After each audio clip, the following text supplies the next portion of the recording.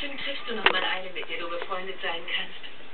Und noch mindestens eine, in die du dich verlieben kannst. Da bist du dir ganz sicher.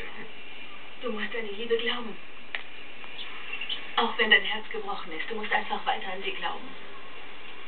Ja, ich weiß, Stevie. Aber Kane, ich meine, er war es nicht wert.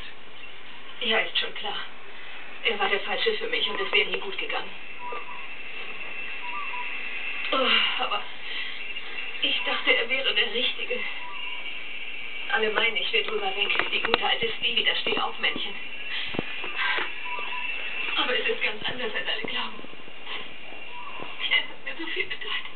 Oh, und es tut weh. Ja, ich weiß.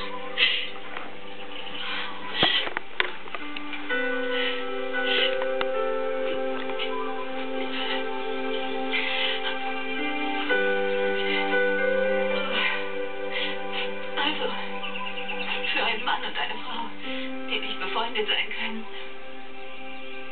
verstehen wir uns ziemlich gut.